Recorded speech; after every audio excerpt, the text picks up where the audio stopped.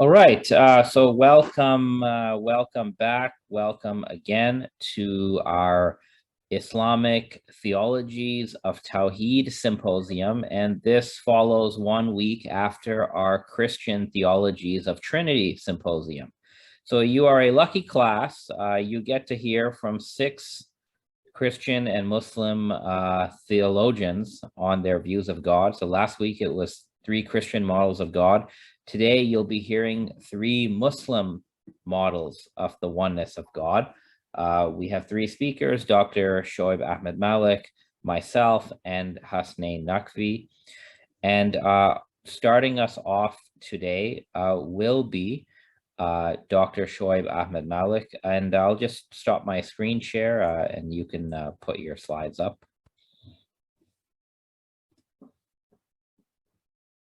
Cool. Can I begin? Let me just introduce you properly. Sure. So our first speaker presenting on Sunni Ash'ari theologies of Tawhid is Dr. Shoaib Ahmed Malik. He's an assistant professor at Zaid University in Dubai. He has a Bachelor of Engineering and Chemical Engineering from University of Bath. Then he did a PhD in Chemical Engineering from the University of Nottingham. And he also has Islamic traditional certifications in Hadith and Theology. Dr. Malik is the author of a very famous book called Islam and Evolution. And he's sort of transitioning from, the sciences to philosophical theology, which many of us are happy about. And he has expertise specifically on the Ash'ari thought of Al-Ghazali, a major Ash'ari Sunni thinker. So we're very happy to have you here, Dr. Malik. Thank you for being with us, and you may begin when you're ready. All right. First and foremost, hi to everyone. Thank you, Khalil, for inviting me for the symposium. I do appreciate it. I tried to take on every opportunity I can get to talk about, fantastic topics related to theology. So just echoing off of what Khalil said, I'm sure some of you might be confused why I'm moving away from the sciences to the humanities. It's just been a natural progression. Science was getting very boring for me. And eventually I found my way into the world of theology and philosophy. And it's been a fantastic ride. It's come with its own challenges and a lot of different learning curves, I'm sure you can imagine. Because when you're trained in science, you are told to think and look at the world in a certain way. And then your mind kind of changes when you're looking at it from a humanities lens. So theology and philosophy fit into that discourse. As I was progressing through my journey, naturally, I had to pick up a lot of things to kind of engage with this on a scholarly level. And my field is mostly into looking at Islamic theology, Islam and science, atheism. Those are the topics that I exclusively look at.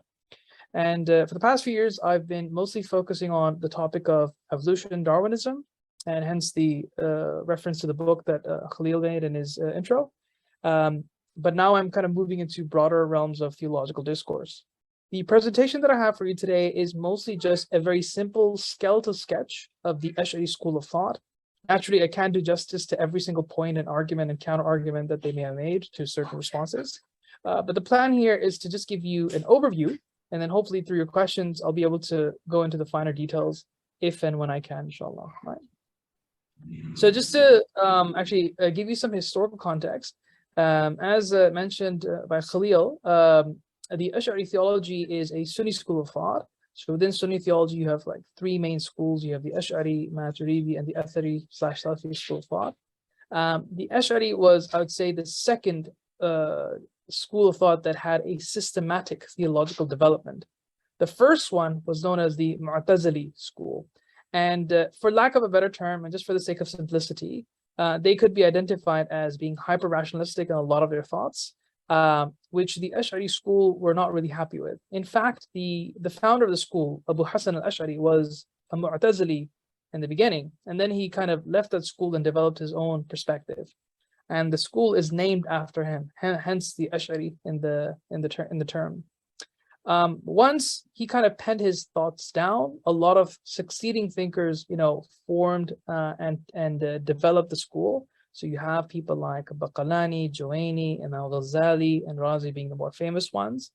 It has its own history. And of course, you do have some heterogeneity in there. What I mean by that is that not all the thinkers necessarily agree on every single point. You have a lot of shared similarities, of course, but maybe some idiosyncratic differences here and there. So with that said, let me give you an overview of what I would like to cover about the Ash'ari school of thought today. So I think this makes sense for this particular setting. Just to go over three main ideas. Those are the essence of God, the attributes of God, and then the action of God. How does the Ash'ari school understand all three? So the first thing that we see in a lot of different theological treatises within the school is this heavy emphasis on proving the existence of God from the get-go. That is something that the Ash'aris believe is very important. They stress on rationality, not necessarily at the expense of revelation, but in cooperation with revelation. But they also believe that rationality and revelation also have their independent spheres, which the other cannot cross. So of course, there are case-by-case examples of when you have those interfaces. But for time being, we just need to satisfy ourselves with the idea that rationality and being able to prove God's existence is a very important exercise in Ash'ari theology. So in most treatises, you'll see something like this. You'll see a proof for God's argument for God's existence, right? So here's a very basic formulation, also famously known as the Kalam cosmological argument. This is a syllogism, so you have premise, conclusion. Premise one states that the occurrence of a recurrent has a cause, which means that if something is occupying contingent features, the world is an occurrence. So the world, which means anything other than God, is a contingent entity of some sort, right? And its constituents as well. And so there necessarily follows that this contingent entity must have some kind of causal explanation. And this is usually extrapolated to some kind of necessary being, a wajib al-wujud. The necessary being is identified with God by certain succeeding arguments by showing that the necessary being must be one, omnipotent, and omniscient. There are also other extensions of that, in that the necessary being, because that entity is not a contingent entity in any shape or form, there is this very strong emphasis in that God is transcendent. He's eternal in the sense that nothing precedes him, nothing exceeds him or succeeds him in any shape or form. He's always there. He's atemporally infinite and existing. He's not an extended substance. So extended substance is a philosophical term meaning occupying space or volume of some sorts. He's not a corporeal entity. He doesn't have a body of anything like that. And naturally, because created objects do have spatial reference points, so something is ahead of you, behind you, left of you, on top of you, below you. Those kinds of cardinal directionality descriptions do not apply to God. They're inapplicable to God just because he is a radically transcendent being. Physicality, spatiality do not apply to him. Therefore, directionality also does not apply to him. All of these eventually boil down to the single point that God is one. He is one entity. He is not a multiplicity. He cannot be divided. He cannot be subdivided. He cannot be extended. He does not beget anything, nor is he begotten himself. He is one entity in of itself. And that, of course, then entails that it has implications for how the Ash'ari school reads references about God's hands, mention of his face, mentions of his attributes in scripture. The general rule in Ash'ari theology is that it does not accept anthropomorphic descriptions of God, because God is radically distinctive to anything that we can find or identify with creation. So there's this fundamental ontological distinction between the creator and creation.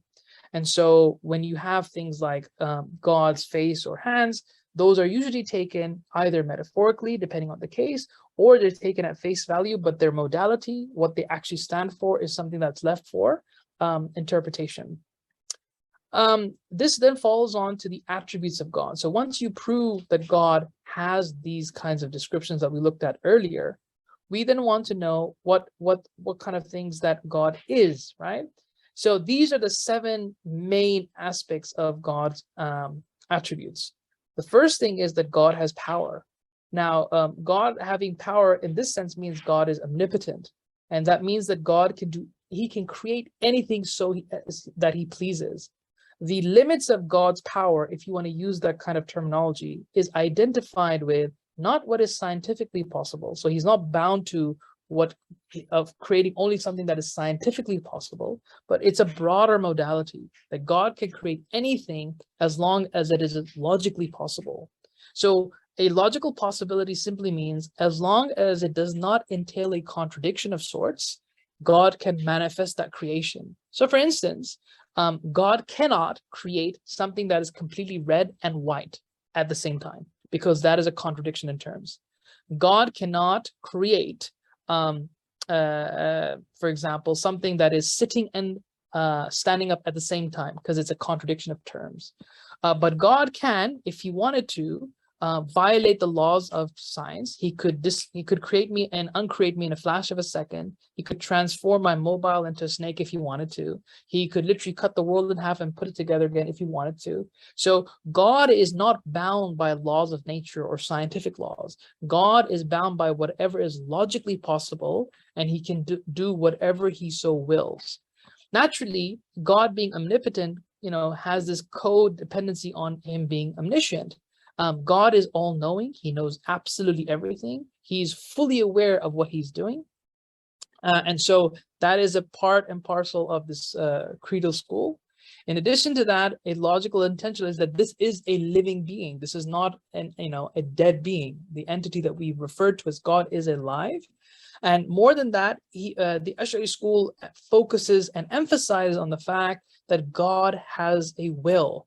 And this is because the Ash'ari school was sandwiched, in various theological disagreements with other schools of thought. So there was this heavy emphasis that the Ash'ari school of thought does not believe in a non-volitional God or some kind of automated God, right? They believe that God has a choice. So God can choose to create or not create. God can choose to configure the world in a certain way above other possibilities. Those possibilities are present within God, and he manifests one choice above the other. Of course, he does that atemporally, non-spatially, not in human terms, in just the way that it metaphysically befits him. An extension of that, or rather a part and parcel of these attributes, are that God can hear everything and see everything, so he's fully aware. And God has speech, that he is an entity that has speech. Now, this created a bit of a controversy. In fact, one of the reasons why we call these the Kalam schools, because one of the earliest controversies in Ilm Kalam and Creedal's discussions was the idea of God's speech. We believe that God's speech is eternal, it's uncreated. At the same time, the Quran, which is also understood as God's speech, is created. The words that you see, the recitation that you hear, those are fundamentally created things. So what the understanding is in Ash'ari theology, that God has a metaphysical eternal speech, but a product of that is a created Quran, which is what you see, which is what you can read, on paper, which you can recite through words. So they're kind of a layered dimension to understanding the speech of God. So these attributes, so the 7 that we looked at, the Ash'ari theologians came up with an interesting formula in that they wanted to avoid 2 extremes that were present at the time. On the one hand, you had individuals that, or rather groups, that interpret God to have a lot pluralistic thoughts. So they believe that God had hands, they believe that God had, he could hear, he could see, in very literal terms, like an individual and a being. But that would then work against the idea that God is not an anthropomorphic being. God is fundamentally transcendent. On the opposing side, you have things like divine simplicity, where all of God's attributes are pretty much reduced to one entity. And so ultimately, there cannot be any meaningful distinction between his power, his will, him being a life form and all of that. So between these 2 extremes, they came up with a solution that God's attributes are neither identical with his essence, and nor are they disconnected. They subsist in his essence somehow. So this was some kind of like a non-binary solution in which they sandwiched God's attributes in the middle that avoided the problems of either pluralism or it's a divine pluralism or a divine simplicity. And they believe that these attributes were eternal. Now, a lot more could be said on the attributes, but just because of considerations of time, I've just had to leave it to this much. The final thing I'd like to mention are the actions of God. So as I said earlier, the God's power is he can do whatever he wants to do. But there are three different kinds of questions or three different ways of understanding the actions of God. What God can and cannot do. So this is in reference to his power, what he's able to achieve. What God would like to do. So these are questions about his teleology. What kind of orientation, intentionality does God have? And what God did do. So given that we believe God created the world, what did he actually do as opposed to what he could theoretically do? The first question is pretty much expressed by God's power, that God can do anything that is logically possible. It is for this reason, miracles are possible realities in the Ash'ari school of thought. So when Ash'aris read miraculous events in the Quran, they take that literally. They have no problem with miracles manifesting in reality. As for the second question, what God would do, this is a question about God's intentions. So what kind of things would God do? Now, we know that there is an understanding that God is wise. He does things according to wisdom. But none of the Ash'aris actually believe that any of us have backdoor accesses of understanding God's wisdom in localized events. We believe that there are general principles that we have at play, but we never localize them. And I'll give you a practical application of this. So just before COVID started, certain scholars were criticizing China because they were putting Uyghur Muslims in detention camps. And once COVID kicked off, and it started off with China, some Muslim scholars, they said, you see, China is being punished by God because they're doing this to Uyghur Muslims. But then 6 months down the line, some of these scholars who kind of made those kinds of proclamations, they themselves died from COVID-19. And this whole thing kind of raised question marks in how far you can read the intentionality of God in certain events. And the other response to that is simply, we don't know. No one has a privy backdoor access to God's intentionality. And we take a very, cautious stance in overreading something in which we might be wrong. So we can't actually determine anything or what God, is thinking or what he would like to do in the absence of scriptural revelation. Only scripture can give us guidelines to that, but anything else is just mere speculation. Finally, what did God actually do? What did he actually do in creation? This is only informed to us by revelation as well. So we believe that there is an understanding called ilm al-ghayb, knowledge of the unseen. And the knowledge of the unseen contains many different categories of knowledge. So this includes stuff like metaphysical entities. So heaven, hellfire, angels, and demons. These are not entities that I can rationally arrive at, like I did with proving God's existence earlier. Those are things that I can only be informed about if God created them and if he decided to reveal them to us through revelation. So they are revelation-dependent entities, and that's what we mean by knowledge of the unseen. Another aspect of knowledge of the unseen are historical entities. So we know that God talks about various people and individuals in the Quran. So Prophet Moses, Prophet Jesus, Prophet Adam, Prophet Noah, all of these entities are individuals we are required to believe in creedally. Because God mentioned them, we believe that these are entities that God did create. They had certain realities. Noah had a flood. We are required to believe in that. Simultaneously, God also rejected certain possibilities in terms of manifesting themselves in creation. One instance being that Jesus did not die on the cross. This is an interpretation that Muslims hold on to because of certain scriptural references. So those three things kind of help us understand God's actions, or more like God's relationship to the natural world and how we can navigate those. And I'll just say one more point, that God in the Ash'ari theology is an occasionalistic God, in that he is hyper interactively involved with creation. So everything in the universe, including us, including the mere existence of things, is fundamentally sustained by God. And that is a very prominent feature of the Ash'ari school of thought, as well as the other Kalam schools that you could read up on in the primer that Khalil sent to you. So I'll stop here. Thank you very much for listening to me. I'll take on any questions if there are any. Otherwise, we can move on to the second speaker. Thank you. All right, thank you so much. We can take some questions from students. You can write them in the chat. You can send them to me directly in the chat, or you can send them to everyone. So I'll just give you guys a minute if you want to send questions.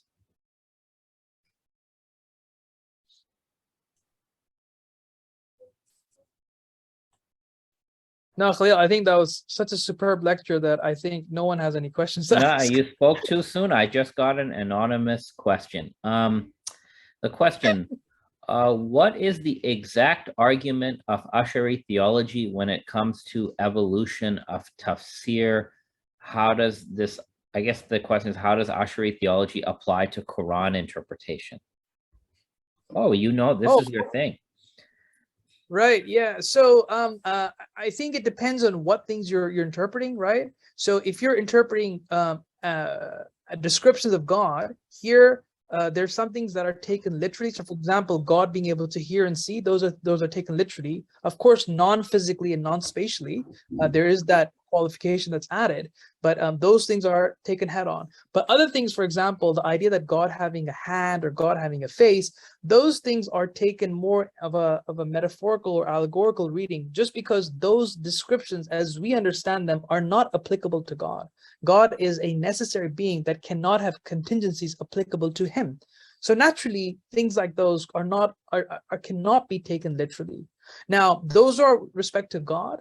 With respect to other verses, so generally a lot of the verses are taken literally. For example, miracles, though Ash'aris have no problem whatsoever taking miracles as they are. There's zero problem with that. But there's also an extra qualification in that if scripture does not say something, so this is not like it's merely ambiguous. If scripture does not say something, we cannot make any theological statement about it. So one very simple example would be the existence of dinosaurs. The Quran neither mentions dinosaurs, nor does it affirm the existence of dinosaurs. So whether you believe in dinosaurs or not is not a theological matter. Like, you're not gonna be asked on the day of judgment by God, did you believe in dinosaurs or not? That's just not a creedal point. The function of creed is to get you to salvation in the eschaton, the hereafter. And so things that aren't mentioned will not have eschatological consequences. So here we apply the principle of tawaqquf. You suspend judgment on where there is nothing to make an opinion on. So I hope that kind of covers everything. Let me know, Khalil, but I think that we have another question. Again, anonymous, but I'll read it out, and I'm going to add the emotion. Does God have more than 7 attributes, or is he limited to those 7? If he has more, what are they, and how do you know? Right. So those are the main 7 ones that we can infer either rationally or scripturally. There seems to be a difference of opinion about things that you can infer. Now, let me explain what I mean by that. So there are other attributes mentioned in the Quran. For example, God is patient, God is merciful, right? Now, those are attributes that you cannot logically prove. Like, I cannot sit down and say, okay, God must be patient. Those are revelation-centric affirmations. Those can only be determined and known to us by revelation. And then there's an extended debate about things like, God being, derivative meanings. Can you say that, okay, there are bricks in the world. Is God a brick creator? There are trees in the world. Is God a tree creator, right? So there seems to be a bit of a difference of opinion upon, but the more cautious conclusion seems to be that we only affirm the opinions that God has that are revealed to us through scripture, because we've been given permission to refer to him that way. But otherwise, we just remain cautious with non-mentioned names and attributes that we can derive off of them. I would also add to that, Shoaib, that what the Asharis do, what I've seen them do is there are different kinds of attributes. So your 7 attributes are what we would call essential attributes. Those attributes are uncreated, they're eternal, they subsist in God's essence. Whereas all the other descriptions found in the Quran, like God is merciful, God is loving, Asharis often reduce those as expressions of one or more of those seven. So for example, many will say that God's love and God's pleasure and God's anger are just expressions of God's will, you know, in different contexts. So you could probably, if somebody had the time, you could draw a tree of attributes, and the many 99 names, many of them would sort of like root back in one of those seven, at least, you know, in an Ash'ari paradigm that I've seen. So yeah, I would definitely say Khalil's writing a whole book on this subject matter, so definitely look out for that. Sort of. So our first speaker was Dr. Shoaib Ahmed Malik, presenting the Sunni Ash'ari theology of Tawhid. Our second speaker is someone that you already know, namely myself. So I am Dr. Khalil Andani. It's weird to introduce yourself, but I guess I'll have to do it. So I did my PhD in Islamic studies at Harvard, finished a couple of years ago. I'm assistant professor of religion at Augustana College, and you know, I teach courses on Islam and Christianity, mysticism, and things of that sort. So it's actually my honor to do the next presentation in this sequence. And this is on the Shia Ismaili theology of Tawhid. So let me just tune that up.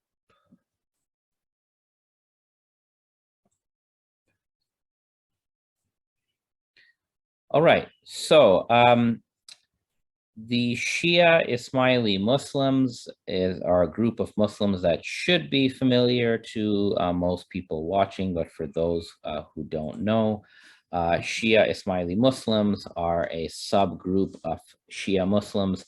They recognize that the Prophet Muhammad's lineal descendants are infallible imams, that is to say, guiding leaders appointed by God to lead the believers. So the Ismailis recognize a particular genealogical line that begins with Imam Ali, the Prophet's cousin and son-in-law, and has continued through a series of 49 hereditary imams.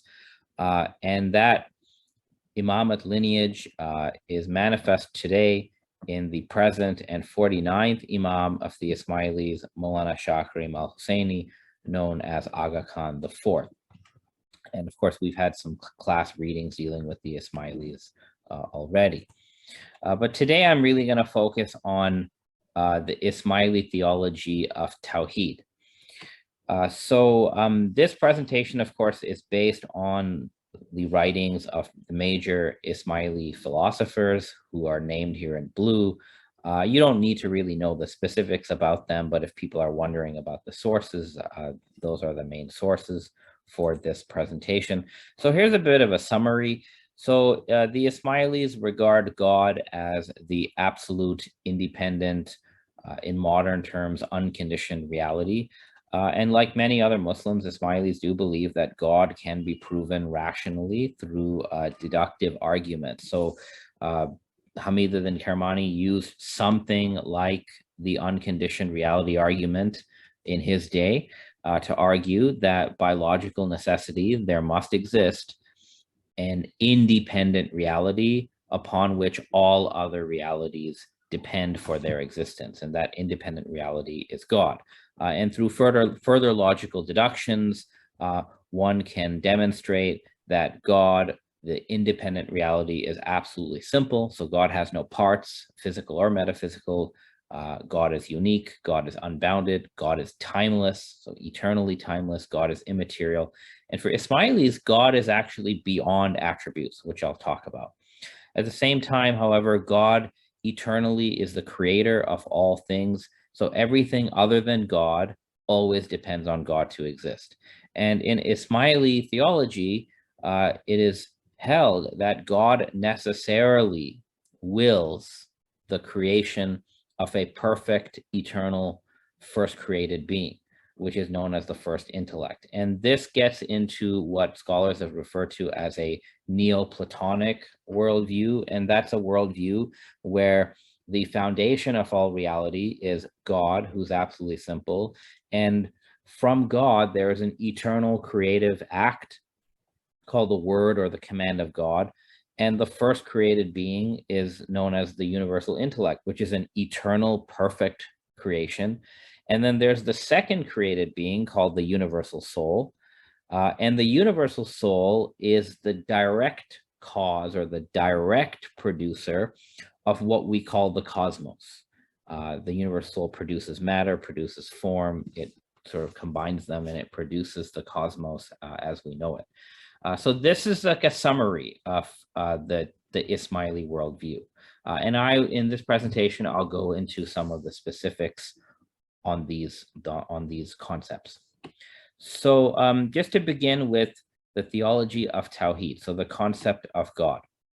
So for Ismailis, God is absolutely simple and absolutely transcendent. So there is no similarity, there's no likeness between God and creation. God and creation do not share anything in common. And God being simple is understood in the strong sense. So Ismailis believe that God transcends having real distinct attributes. So by real distinct attribute, I refer to a positive ontological entity or feature, what I'm calling an attribute, something that really exists that is not identical to God's essence. That is what an attribute is. So many theologies in Islam believe that God has real attributes, like the Asharis, which we just heard from, such as God has a life attribute or he has a power attribute. For Ismailis, this is incorrect. God cannot have these attributes because once you have something that is with God but not identical to God, it raises the question, does God depend on the attributes? If he does, then he is not an unconditioned reality, he's a conditioned reality.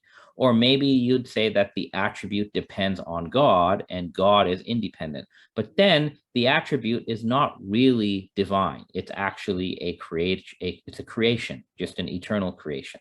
Or do God and his attribute codepend? But that would be vicious circularity, something that's understood to be impossible. It's sort of metaphysically impossible to have A depends on B and B depends on A. Both of those would then require a higher reality that keeps them in existence. So there are rational arguments for Ismailis to reject that God has real distinct attributes or entitative attributes. Now, the way to talk about this in the Islamic milieu, when you had people saying God is knowing through knowledge or God is living through life, right? That was a formulation of the people who did believe in attributes. So against that discourse, the Ismailis prefer to speak of God through negative statements. Okay, and again, these negative statements belong to that intellectual context. So the Ismailis would say, to avoid the problem of attributes, they would say, God is not knowing and God is not ignorant. God is not powerful and God is not powerless.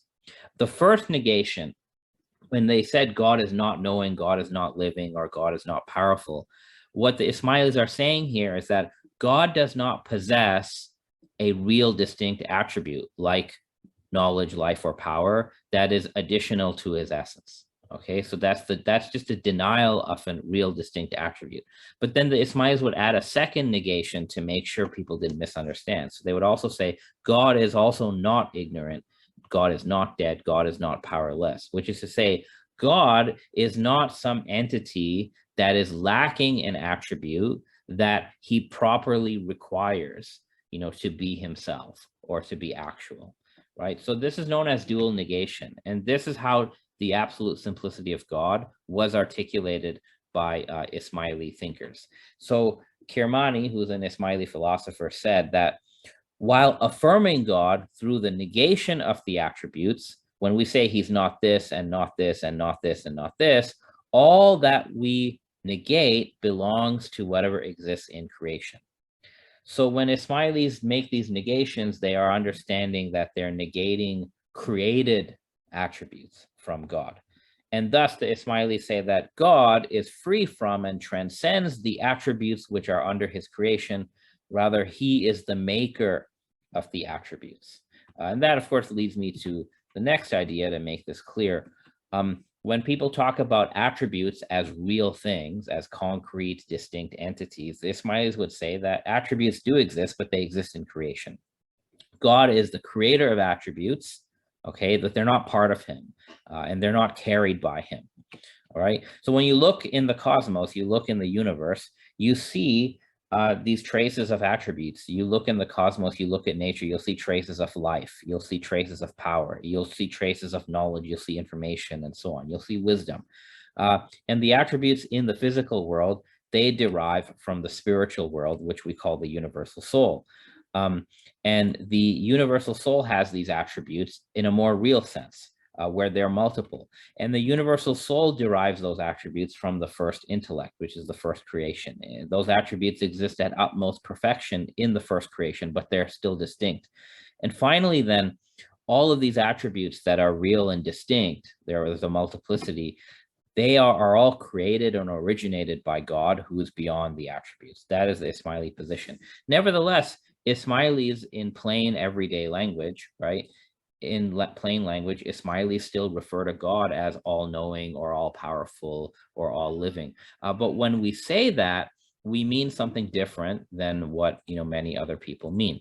So when we say God is knowing, what we mean by that is that God causes whatever is knowing to know. Or when we say God is powerful, what we mean is that God is the one who empowers everything that has power.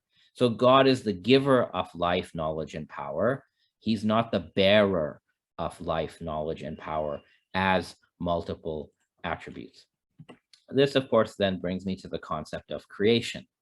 So again, just to reiterate, God for Ismaili theology is absolutely simple. There are no parts, there are no aspects in God. There's no multiplicity within God. What that means then is that God necessarily originates one act. So there's only one action or one effect that proceeds from God. And that's the creative action of God. Why is that the case? Only one action or one effect proceeds from God and not two, because God is simple.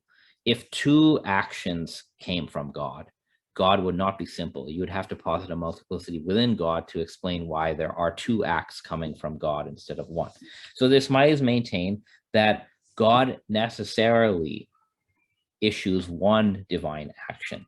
And that divine action is not a physical action, it's an action of will.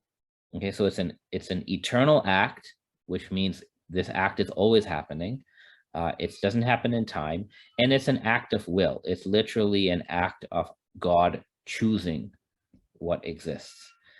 And this divine will, which is an act of God, Ismailis say that God's act of will is pure goodness. So it's a perfect act. It's perfect goodness. God's will, which is his action, a single eternal action, is perfect goodness and perfect wisdom. That's the Ismaili position. And this is necessary, which means God's action cannot be anything less than perfect. It must be a perfect goodness. If there was any deficiency in God's act or God's will, if it was imperfect goodness, then it would imply some sort of limitation in God. So God is perfectly generous, and God's act of willing is perfect goodness. And from God's act of willing, which is perfect goodness, there comes into being necessarily a perfect substance, okay? A perfect creative receptacle. Why? Because the act is perfect, so the product of the act is going to be a perfect substance. So God's act of willing, together with the perfect substance, constitute what we call the first creation, the first intellect, which is a perfect creation. So the first creation of God is not absolutely simple. It is ontologically composite, right? It has two metaphysical parts: the will of God, which is the action of God, and the perfect substance. So God's act of will together with the perfect substance constitutes the first creation, which is not absolutely simple. But apart from that, the first creation is a perfect creation. Again, it has to be perfect, because if the first creation was not perfect, there would be some sort of deficiency within God. But because God is unbounded and infinite, what comes from God is not going to have any imperfection. So the first creation of God is perfect. Now, within that first creation of God, you find these great making attributes. But in the first intellect, the attributes do have distinctions. They are, formally distinct. So the first intellect has knowledge. The first intellect has life. The first intellect has power. The first intellect has oneness, and so on. All right. So the first intellect has real distinct attributes that are formally, intellectually distinct. Now, this first intellect, which is, the summit of created perfection, it also produces something. But the first intellect depends on God to exist. So although the first intellect is eternal, right? This is an eternal creation. It is always dependent on God. The first intellect cannot make itself exist. So therefore, the first intellect cannot produce another perfect creation. The best thing that the first intellect can produce is another substance that is less perfect. And we call that in Ismaili thought the universal soul. So now you have a second creation that comes into being from the first creation. Now, this universal soul is not perfect. It's not a perfect creation. It is potentially perfect, but it has some imperfection within it because it's not the direct creation of God. So the universal soul, the second creation over here, it's always seeking perfection. And because it's in a state of desire, the universal soul moves, i.e., it takes action. And what the universal soul does for its desire, due to its desire to become perfect, the universal soul creates the universe. It creates the cosmos, all right? And it creates the cosmos by emanating matter and form. Why does two things come from the universal soul? Because the universal soul has both perfection, potentially, and imperfection. So from the potential perfection of the universal soul, you have something called form. And from the deficiency within the universal soul, you have prime matter, and matter and form together make the universe. All right. So the universal soul is the direct creator of the universe as we know it. Now, within the process of creation, all right, you have, again, review. You have God, you have the first intellect, you have the universal soul, and the universal soul is receptive to the first intellect. Okay, it's receiving guidance from the first intellect. It actually submits itself to the first intellect so it can benefit from what the first intellect is giving it. And the first intellect is receiving existence from God. So there's what you call a downflow of divine blessings in this system that's eternally happening. So the universal soul is being guided by the first intellect, and through that guidance, the universal soul creates the best possible world, the best possible universe. So the universe that we live in, including its physical and its spiritual dimensions, is imperfection in the process of realizing perfection.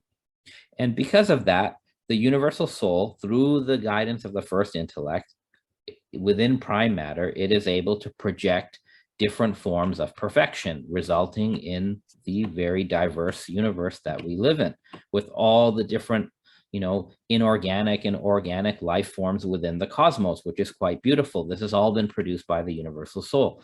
Now, within this cosmos, you have humans, and humans are special. The universal soul produces souls, and the highest souls that the universal soul produces are human souls. And it produces two kinds of human souls. You have most human souls who are imperfect, but they are potentially perfect. So most human souls are created imperfect, but they have the potential to become perfect.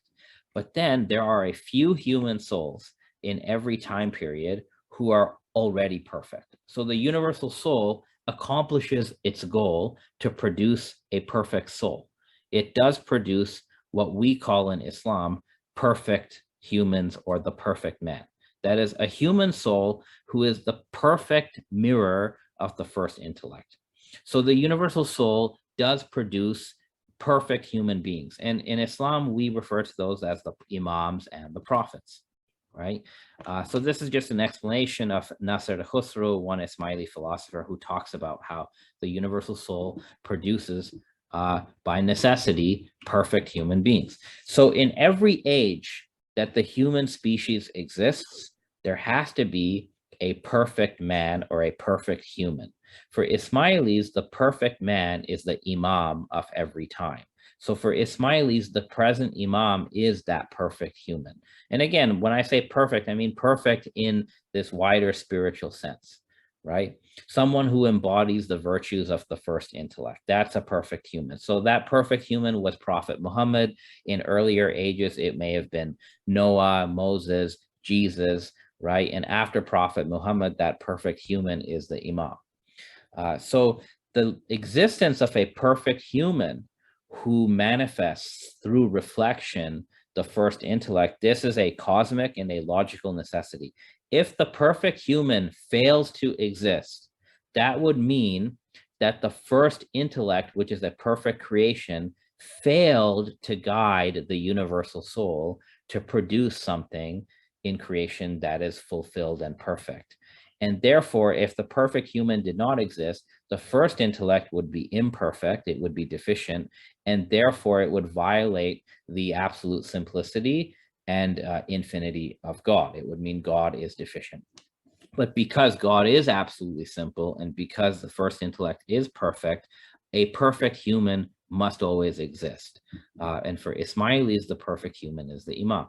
This, of course, all comes together for the concept of Tawhid. And you may have noticed I haven't actually talked about the word Tawhid, although that's the title of the presentation. So Tawhid in Arabic is a verb. It means to make something one or to unify something. So technically Tawhid is an action verb done by an agent. Okay, humans perform Tawhid. We do Tawhid. But here's the thing. For Ismailis and other Islamic philosophers, God is absolute simplicity. God's simplicity is even above numerical oneness. So God cannot be the object of our Tawhid. God is already one, right? So it doesn't make sense to say that we humans perform Tawhid on God, because we don't make God one. God is already one. So what does Tawhid actually mean within this greater metaphysical context? So the Ismaili position is this, that when you talk about Tawhid as a human action, a verb done by a human agent, Tawhid means to isolate or to unify. What does that mean? So when humans do Tawhid, what humans are supposed to do is we are supposed to isolate every creation from God's essence. In other words, we are supposed to recognize everything in creation and testify that it is not God, but rather it is something originated by God. So the direct object of Tawhid that humans perform, the human act of Tawhid, is not God himself, it's every level of creation. So in the Ismaili philosophical system, Tawhid means the recognition of every rank within God's creation, from the lowest rank, prime matter, all the way up to the first intellect, through the Imam of the time.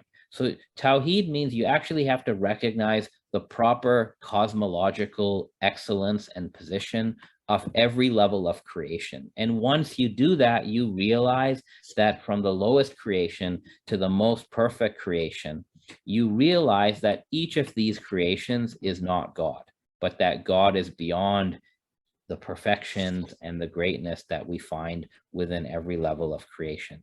So that's what Tawhid is. It is a way of affirming God's transcendence over all levels of creation. And in the Ismaili tariqah of Islam, the role of the present Imam is integral to the process of Tawhid. To accomplish Tawhid, one should focus on the Imam and recognizing the Imam both as a creation of God and as a mirror-like manifestation of the first intellect. And once people come to that recognition of the cosmological and metaphysical rank of the Imam, that opens the door to a truer and deeper understanding of the absolute unity and transcendence of God. Thank you very much. So our next presenter is Hasnain Naqvi, who I consider to be an old friend of mine. Let me just get the share properly here. So this picture is sort of how he goes about online. And let me tell you a little bit about Hasnain. So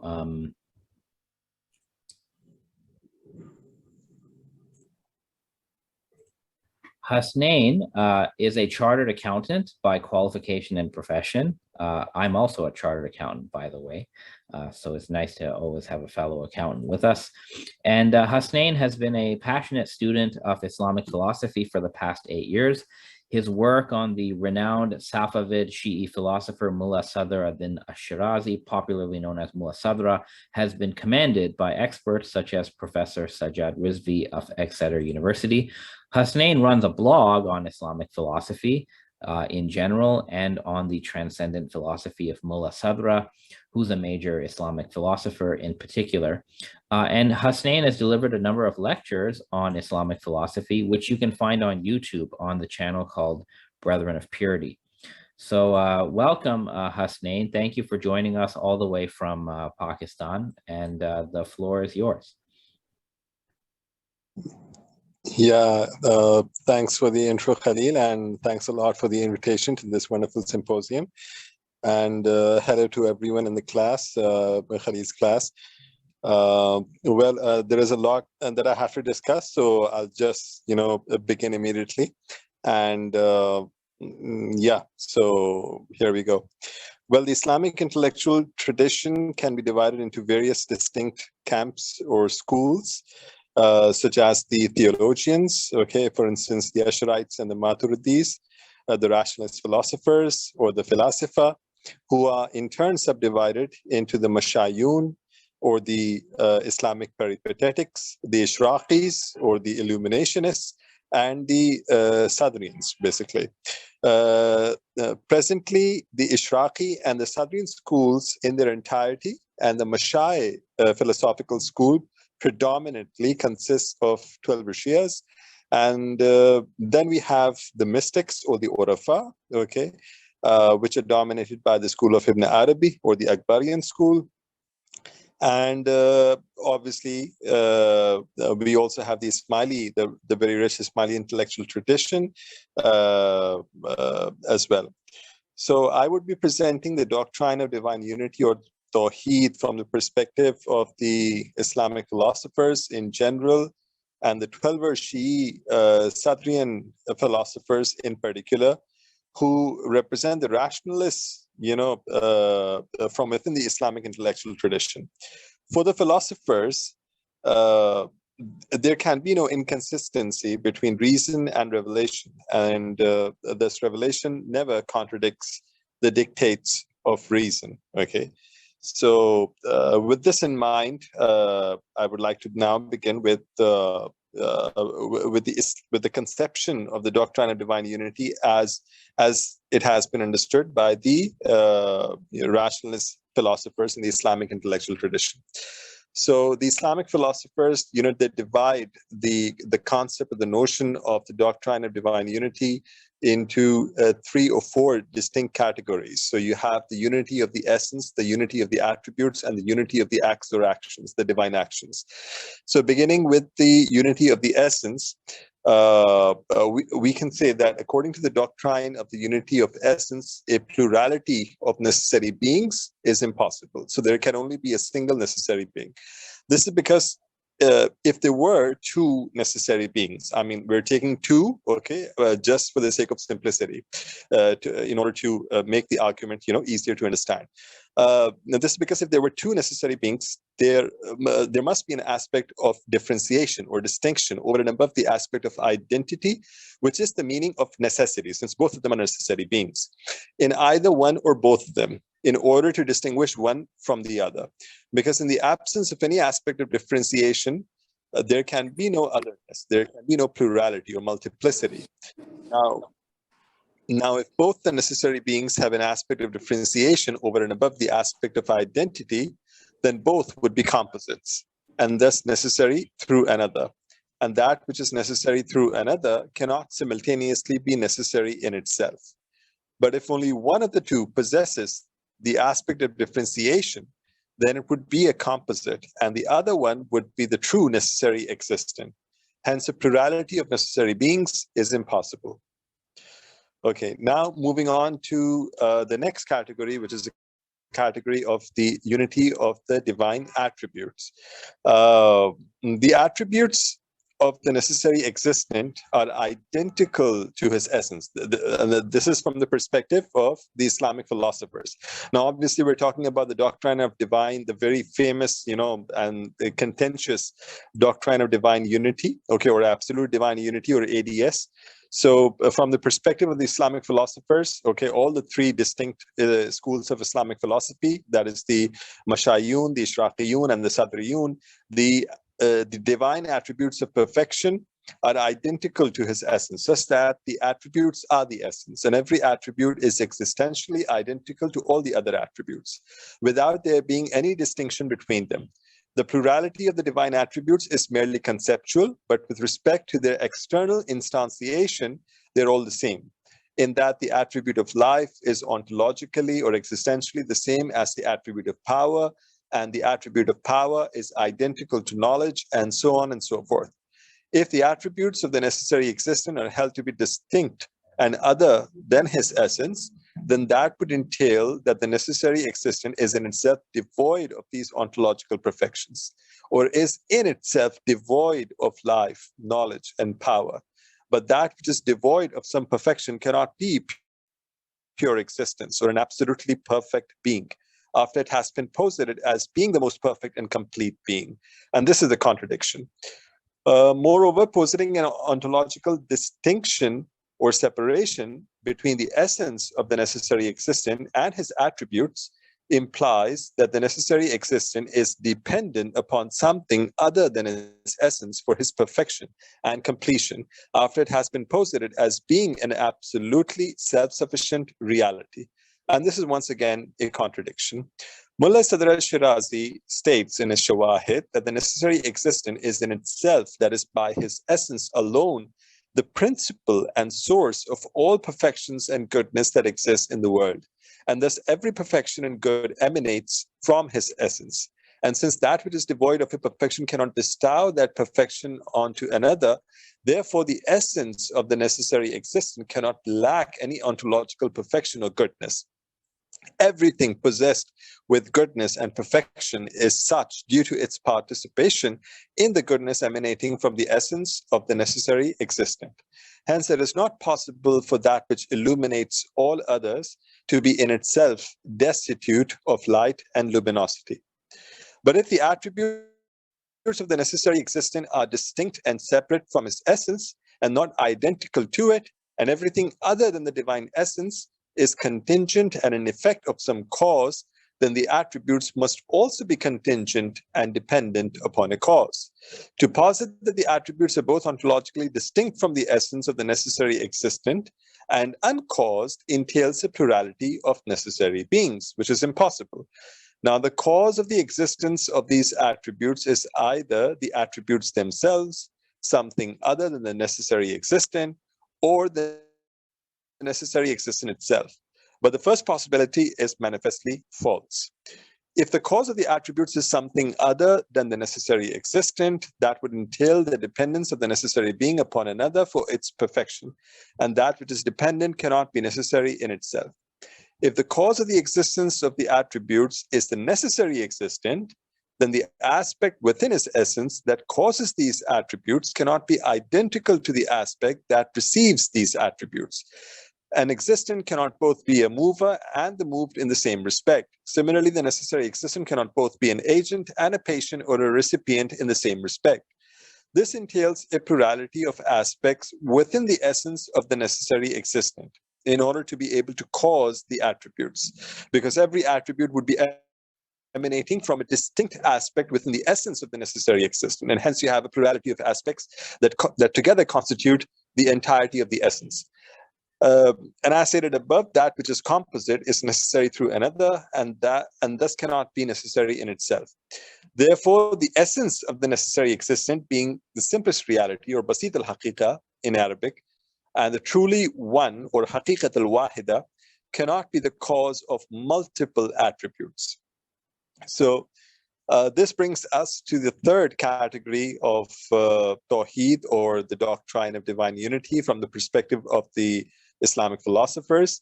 So according to Tawhid Afali, or the notion of the unity of the divine actions, the idea of the unity of acts is based upon the principle that the cause of the thing is also the cause of that thing. Therefore, if A causes B and B causes C, then A is the cause of C, and it is thus the remote cause of C. And similarly, the effect of a thing is also the effect of that thing. In other words, it is possible for a cause to be either proximate or remote, and a remote cause of a thing is as much a cause of that thing as an immediate or a proximate cause. The remoteness of a cause doesn't in any manner diminish its causal efficacy. Similarly, it is possible for an effect to be either proximate or remote, and a remote effect of a thing is as much an effect of that thing as an immediate or a proximate one. It makes no difference whether the intermediaries between a remote cause and the effect, of which the former is a remote cause, are one or many. And a plurality of intermediaries between a cause and its remote effect does not diminish the effect's dependence upon that cause. The necessary existent is the principle of all being. It is the mabda wujud, as they say in Arabic. And it is the eternal first cause of all that exists, regardless of whether this causal connection between the first and its effect is immediate or is established by means of certain intermediaries. Hence, everything that exists is in effect an act of the necessary existent, because the effect of a thing is also the effect of that thing. Thus, everything that exists has the necessary existent as either the immediate or the ultimate cause of its existence. Since the necessary existent is the ultimate cause of the existence of man, the necessary existent is also the cause of the existence of the acts of man, which are the effects of man. Because as I said earlier, the cause of a thing is also the cause of that thing. The same principle could be extended to establish that the necessary existent is the ultimate cause of the acts of all contingent agents, whether animate or inanimate, corporeal or incorporeal. Therefore, the necessary existent is the only true agent, or fa'il haqiqi, and the only true cause in the realm of existence that is absolutely self-sufficient in its agency and causal efficacy. Every other agent or cause derives its existence and consequently its causal power and influence from the necessary existent, and is therefore dependent upon it for its agency. There is no contradiction in associating a specific single act or effect with a plurality of agents if all the multiple agents are causally related in the manner of a vertical or longitudinal hierarchy. Nothing contingent in itself can be an absolutely self-sufficient agent or cause, because an absolutely self-sufficient agent is one that is capable of eliminating all factors that impede or obstruct the realization of the existence of its effect. But nothing contingent can be capable of eliminating all factors that impede or obstruct the realization of the existence of its effect, simply because one of these impediments is the possibility of the non-existence of that contingent agent itself. The elimination of the possibility of the non-existence of a contingent agent is impossible, because it entails a conversion of that which is contingent into that which is necessary in itself. Since a plurality of necessary existence is impossible, therefore the necessary existent is the only absolutely self-sufficient agent or cause in the realm of being. Now, from an Islamic mystical perspective, that is from an Irfani perspective, it is only those who are negligent of the sublime source of their origins and the fountain of all existence due to their intoxication and attachment with the material world and its transient attractions and excessive indulgence in the gratification of their corporeal passions and carnal desires, that they regard themselves and other contingent agents as the true and self-sufficient causes of their acts. but a mystic or an arif with his penetrative insight into the nature of reality through knowledge by presence or ilm huduri observes the theophany, that is the tajalli of divine agency or power in every act that emanates from a contingent cause. This mystical epistemic realization engenders within the mystic's soul an intense passion or shauq and an ecstatic love or ishq for the true beloved, the mashuq haqiqi. And in this state of ecstasy, he utters, there is no influencer in existence save God. La mu'athar fil wujud illallah. Yeah, so that's it. I'm done, Khalil. So thank you. Okay. All right. So we have about 15 minutes for a sort of discussion among ourselves. Make sure we have it all set up here. Okay. So we can already tell there are some similarities and there are differences, right, in what we heard. And again, during this time, if people want to add questions in the chat, you can do that. So let's begin like this. So for each presenter, and we'll start with Dr. Malik, and again, we have about 15 minutes, so if you can keep the responses to 2 or 3 minutes, it would be great. So for each presenter, what is one idea or one concept within your school of thought that people often misunderstand and that, you know, often needs clarification? So Dr. Malik, we can begin with you. Oh man, there's so many charges against Usher School. It's hard to start with which one. Okay. Right. So I think that right. So one of the things, I'm trying to make this a bit more relevant so that even students can participate in the conversation. But for me, one of the issues is that the God of Ash'arism is a very cold, cruel God. In the sense that he is something that, you know, that you cannot, it's a God that you just cannot have a relationship with or connect with. So in Ash'ari theology, and this is something that I forgot to mention in my presentation, there's this understanding that moral categories do not apply to God, in the sense that when we say something is morally evil or morally bad, those categories are just created categories, but not necessarily they're applicable to God, because God is, in Ash'ari theology, a non-evaluative being, in the sense that those moral categories do not apply to God. He's a transcendent being that transcends moral categories altogether. And people mistake that, I think, that, you know, God is cruel and all of that. But the counter argument for that from the Ash'ari response would be something like that God is not something that is subject to human categories, moral categories being one of them. And so to kind of say that God is cruel and all of that is to suggest that God comes under some kind of framework or rubric through which we can judge his actions. But as one who is a necessary being, somebody that, you know, an entity that grounds all existence, and that one chooses to manifest existence in a particular way, and nothing can override his will, and his modality is strictly just what is logically possible, not what is morally possible, not what is scientifically possible. It doesn't make sense to call him that he's cruel for all the actions that he may or may not have done. So that's when Ash'ari theology, all the evils and suffering that we see today, there's nothing wrong with that. Those are part of the test. They're the trial of this life. And in the eschaton, we'll be judged for them. So I think that's one thing that really comes across quite harshly from the Ash'ari school. I just thought I should make it clear that it's not we don't believe that God is heartless. It's just that those categories don't apply to him. No. All right, thank you. I guess I'll go next. So probably the biggest misunderstanding of the Ismaili position is that Ismaili philosophers have often written that God is above existence and non-existence.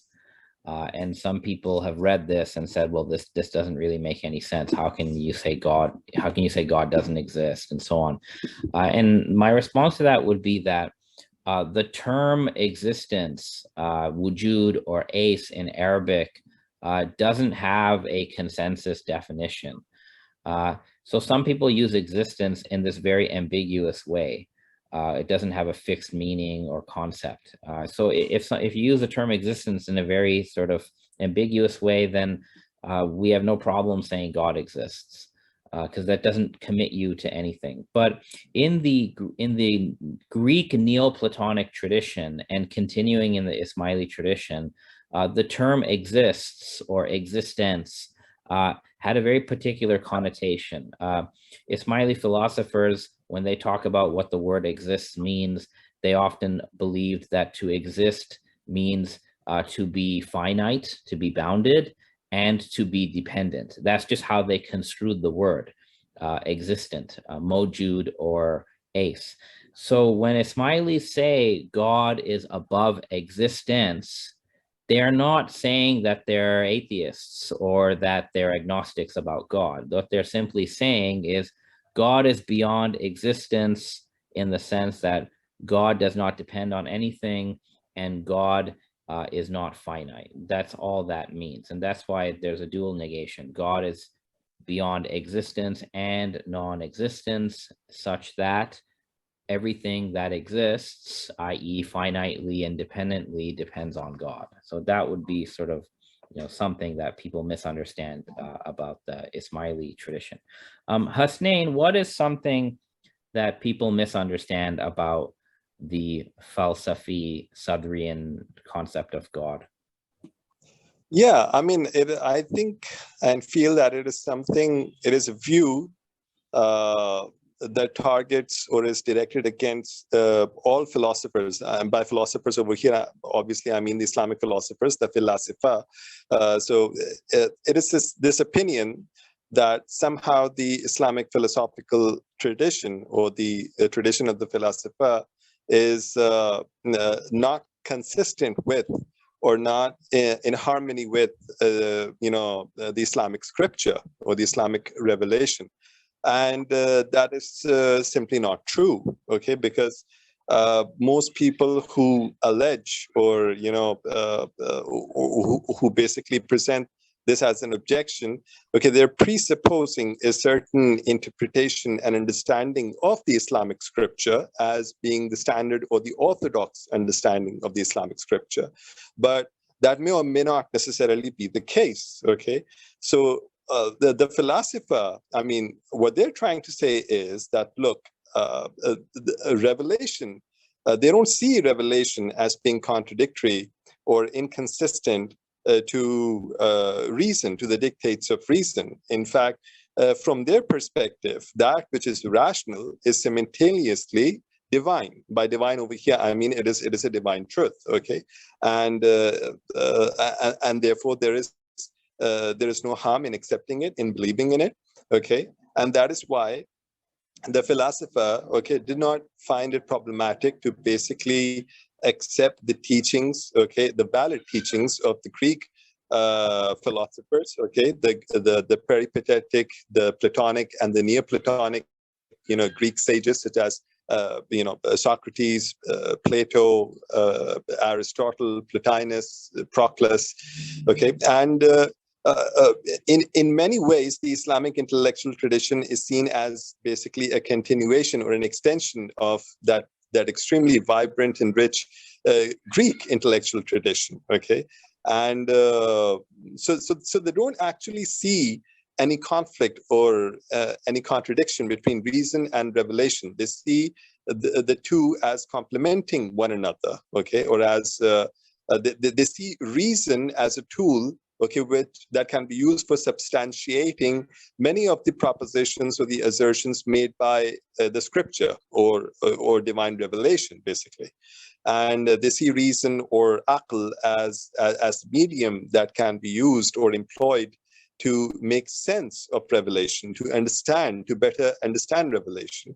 As the Quran, says itself, أَفَلَا تَعْقِلُونَ, okay, أَفَلَا يَعْقِلُونَ, أَفَلَا تَدَبَّرُونَ, أَفَلَا تَفَكَّرُونَ, okay. So, yeah, that was about it. Okay, thank you. So before I stop the recording, I just want to check, are there any students who want to ask a live question? And if there are, then I'll stop the recording for the last 5 minutes. you can just use the raise hand feature. If I see a raised hand, I'll stop the recording and then you can ask the question, as yourself off the record. Otherwise, we'll just go to the chat and see what else for the last 5 minutes. So again, for my class, if you Khalil, may I ask a question if possible?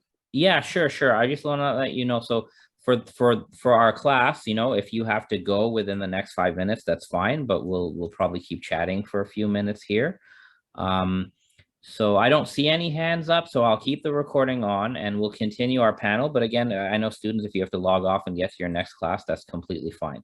Yes, Dr. Malik, go ahead. So this might be a question, I think, to the both of you.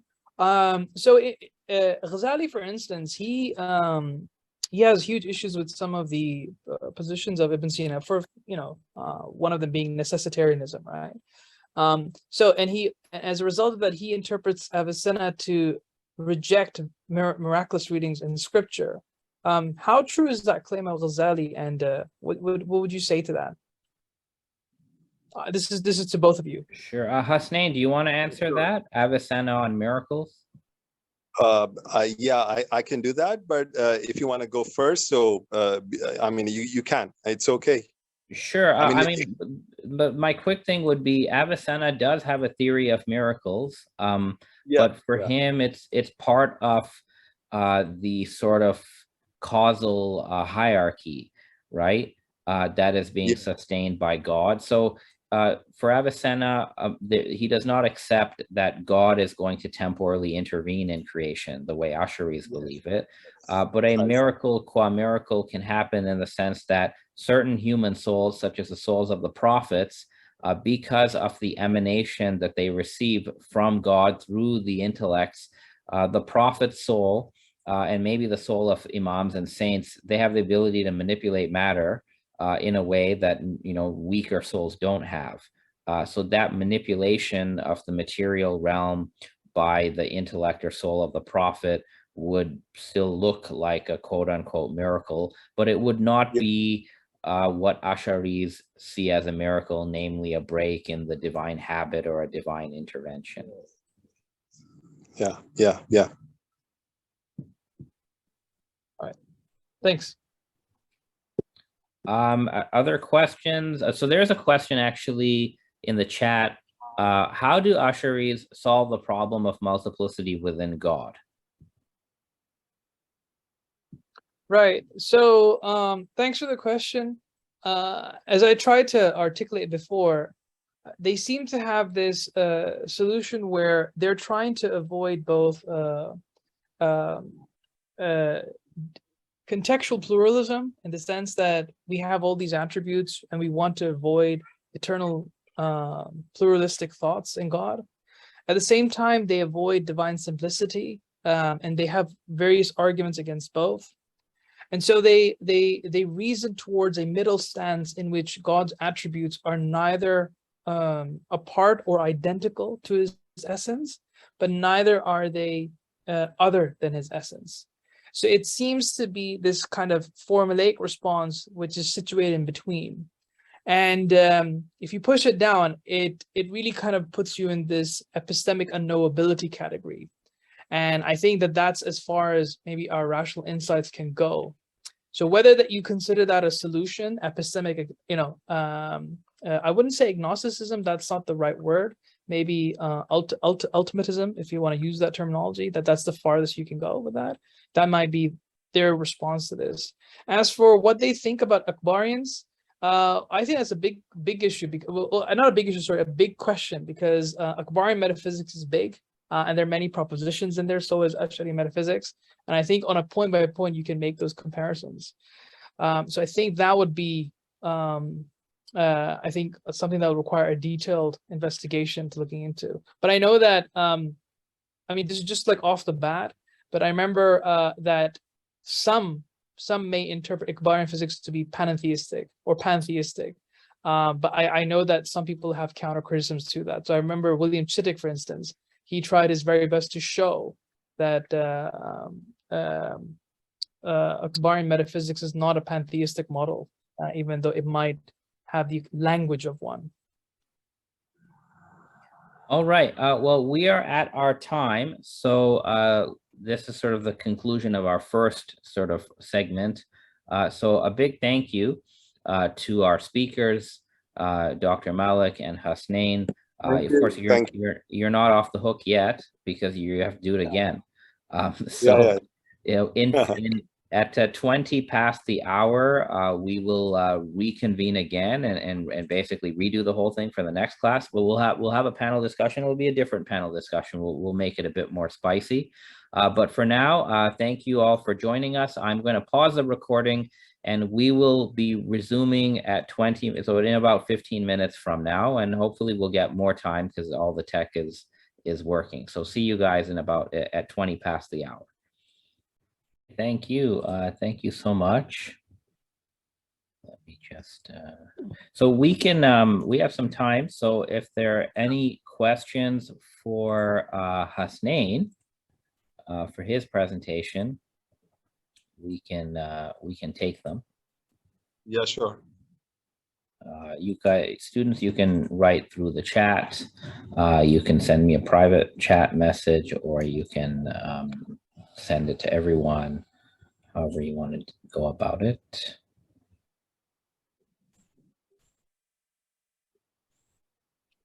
I have a question for Hasnain, if possible. Yeah, sure. Yeah.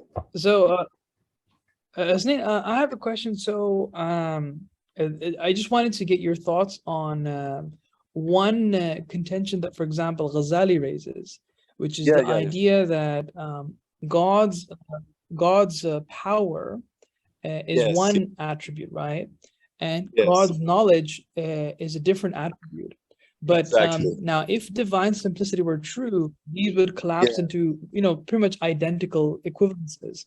But in part of God's knowledge, it's not just knowledge of what he can do, but also self-knowledge that seems to go beyond his power. So from an Akbarian perspective, what would be the counter response?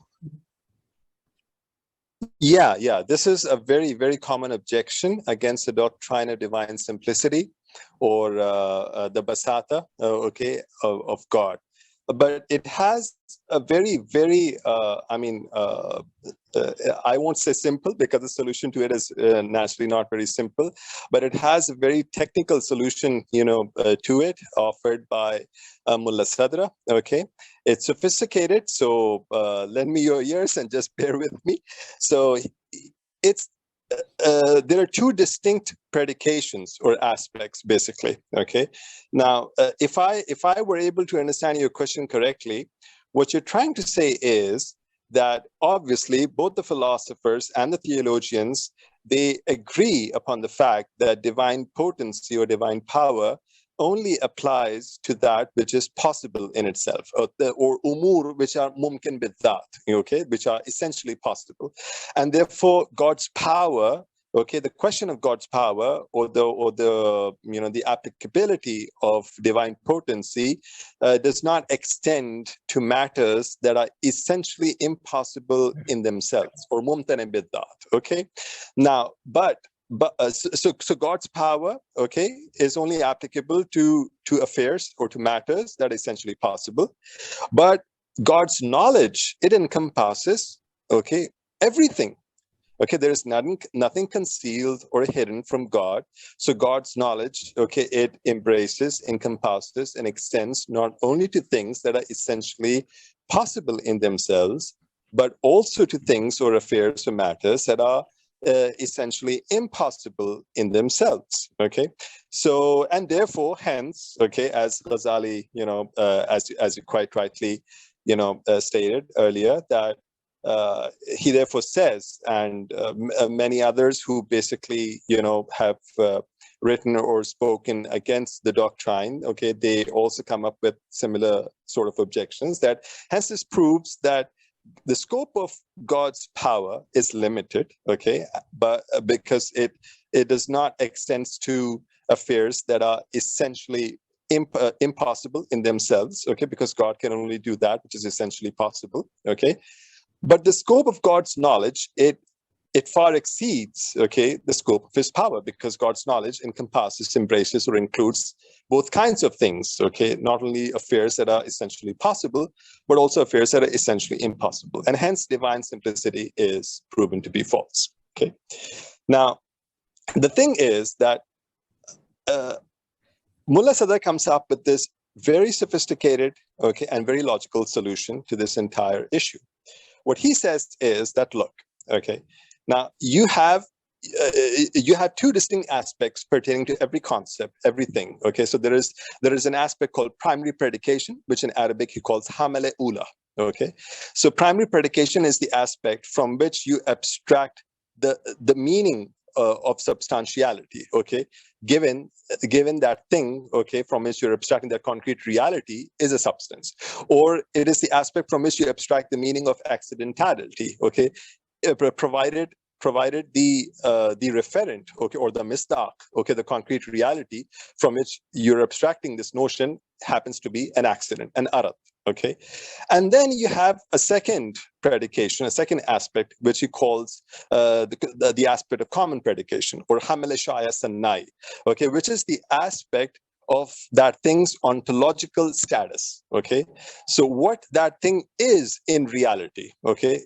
Is it either a substance or is it an accident? Okay, so for instance, now if I were to abstract the quiddity of man, the essence of man from concrete individuals, okay, that basically constitute the human species or pertain to the human species. So if I were to abstract the universal quiddity of man, okay, by denuding it, or divorcing it, or removing all the particularizing or individuating factors, you have the mutashaqqisat, basically.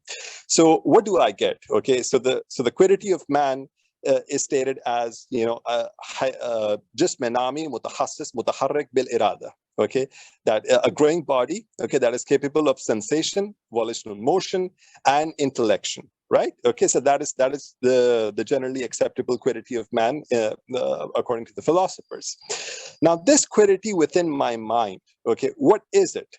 Now, this quiddity is a substance, because naturally, what am I saying? Man is a growing body. And a body is a substance, and a substance is a quiddity which, when it exists in reality, okay, it does so, okay, without inhering within a subject, within a mawdu, okay, or within another. So this quiddity is a quiddity of a substance, okay, but yet, and this is the aspect of primary predication, or hamale ula, okay, and yet, from an existential perspective, from an ontological perspective, since I am the knower and the apprehender, okay, and the perceiver of this mental notion, which is the quiddity of man, okay, and this is a mafhum al-zahni, right, okay, or it is a surat ilmiya aqli, an intelligible knowledge form. So this quiddity within my soul, within the knower's mind, it is an accident. It is a psychic quality, a kayf nafsaniya. It is an arad. It is an accident, okay? So from one particular aspect, if you consider it from the aspect of primary predication, okay, this quiddity happens to be the quiddity of a substance. But when you consider the same thing from the aspect of common predication, or hamil shaya sanai, it happens to be an arad. It happens to be an accident. Now, take into consideration something, anything that is impossible in itself, okay, with respect to existence, okay, a notion that is essentially impossible. So all affairs, all essentially impossible affairs, okay, all essentially impossible notions or ideas, okay, they may be essentially impossible from the aspect of primary predication, but they fall within the realm of possibility from the aspect of common predication, which is the ontological aspect, that is the hamil shaya sanai. So for instance, if I have the notion of an associate of God, a sharik bari, okay, so definitely, I mean, as I was just speaking about it earlier, in the unity of the essence, category of Tawhid, that a plurality of necessary beings is impossible. So we know that there can only be a single necessary being, and a plurality of necessary beings is untenable. It is impossible. So the notion of an associate of God or a sharik bari, okay, within my mind, now this is impossible in itself. It is mumtani biddat, okay, from the aspect of primary predication, okay, but from the aspect of common predication, okay, it is a knowledge form within my mind, and therefore an accident is psychic quality, okay, a kayfa nafsaniya, okay, and therefore it is something that is endowed with existence, and is therefore within the realm of possibility, and therefore divine power applies to it. So all concepts and notions that are deemed essentially impossible are only so from a certain aspect, but all those concepts and notions are essentially possible at another aspect, and therefore divine power, okay, is identical to divine knowledge because it extends to all those things, okay, that are encompassed by divine knowledge. I hope I was able to get my point across. Okay. Yeah, but no, I got the argument. I want to follow up on that, but maybe not on this platform. Maybe inshallah we can talk about that further. This was a very good one. The one interesting objection that I heard, what from my own. Sorry, go ahead. So sorry guys, just to sort of keep the panel on track, because we have about 20 minutes. But you can bring it up again though. So what I'm going to do is I'm going to go around to each of you, and what I'd like you to do is in about 2 to 3 minutes, express something about the other two models that you take issue with, possibly, right? Or something in the other two models that, you think is like, precluded by your own model, for example. And then what we'll do is Dr. Malik, you'll go first, right? And then the next person will answer your objection to them and then raise their two objections, and the next person will answer, and it'll end back at you, sort of like a relay. So again, the question is, what isn't one objection that each speaker would have with the other model, or maybe a clarification or something, sort of what you guys have already been doing. So in fact, Hasnain, why don't we begin with you? Yeah, sure. Yeah, so if you want to share any objection or clarification of the other two models that you heard. Any clarity? Yeah, I mean, let me, if I may be, allowed to, let me begin with you, Khalil. I mean, with the Ismaili model. So you explained it really very well, and I just wanted this thing to clarify this thing, that yes, when for instance the Ismaili philosophers like Kirmani and Nasafi and Nasir Khosrow Qubadiani and Abu Yaqub Sidistani, when they affirm that God is beyond both being and non-being, so what they're actually trying to say is, they're not trying to say that God is devoid of existence altogether, but what they're trying to say is that God is not, he is not a quiddity that possesses existence, because God is the very reality of existence, and he is beyond the limited, finite, and contingent being. So they're not trying to say that God is not being or is not the reality of existence. What they're trying to say is that he is beyond delimited, finite, and contingent being. And yeah, that makes all the apophatic language which they use quite often in the explication of their doctrines and texts much more comprehensible, much more digestible. The philosophers also say the same thing, okay, but probably they don't use the same kind of language. So it's more of a a difference of semantics, basically, rather than of the concept. The concept is the same, but yes, I would like you to clarify something. You said that there is nothing in common between the creator and the creation. Okay, so are you trying to say that there is no synchia or mutual ontological affinity between the one and the contingent beings? Or are you trying to say, are you trying to emphasize the aspect, the tanzihi aspect, the transcendental aspect of God?